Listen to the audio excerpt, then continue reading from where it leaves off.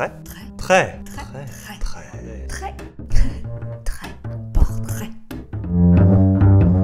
J'ai choisi de commenter le portrait de Stéphane Mallarmé et de ses amis de la revue Indépendante, qui est un tableau qui date de 1889 et que Blanche a peint dans une technique très enlevée, très rapide, pour préparer une grande composition qu'il entendait réaliser sur tout un cercle littéraire.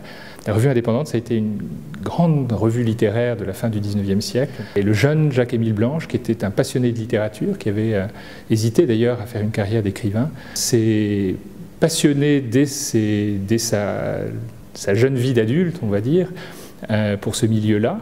En 1888, Édouard Dujardin, qui était le président de la revue, a demandé à Blanche de faire un portrait de groupe qui réunirait les grandes figures qui patronnaient d'une certaine manière cette publication. Mallarmé tout d'abord, et puis Villiers de l'Isle-Adam et Huysmans. Et l'idée était de réunir autour de ces trois personnages une petite galerie de jeunes auteurs et de réaliser une espèce de portrait de groupe un petit peu dans l'esprit des portraits de groupe de Fantin-Latour, des portraits d'intellectuels, d'artistes et d'écrivains.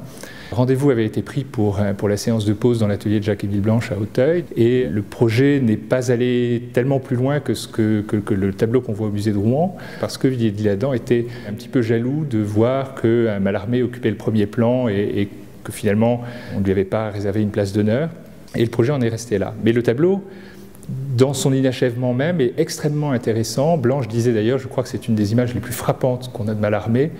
Alors on connaît de Mallarmé un très célèbre portrait par Manet qu'il représente beaucoup plus jeune et qui est exécuté en 1876.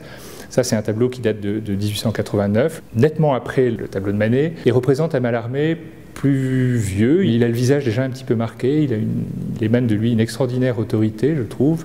C'est un très beau visage, très noble, une figure de barbu qu'on reconnaît immédiatement quand on a en tête ses portraits par le photographe Nadar, qui était un de ses amis.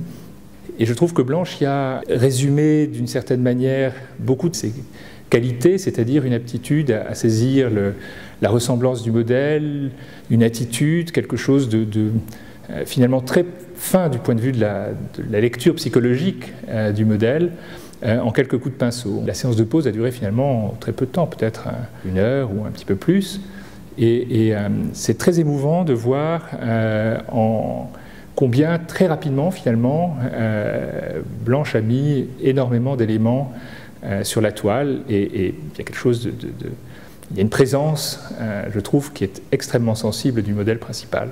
Pour Jacques-Émile Blanche, Mallarmé, c'était vraiment une figure très vénérable. On perçoit, je trouve, dans la peinture, beaucoup de l'admiration qu'il ressentait pour ce très très grand poète.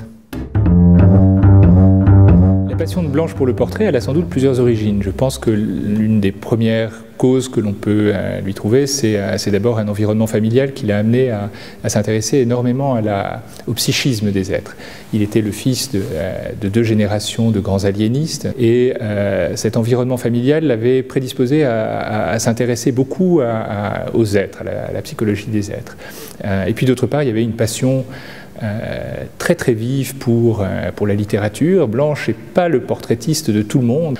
Par contre, il s'est employé à constituer une galerie de portraits absolument extraordinaire de tous les grands écrivains de son temps, des musiciens aussi, de beaucoup de musiciens importants. Il a accompagné l'aventure des ballets russes, il a admiré énormément Erik Satie, il a consacré un grand portrait de groupe au groupe des 6.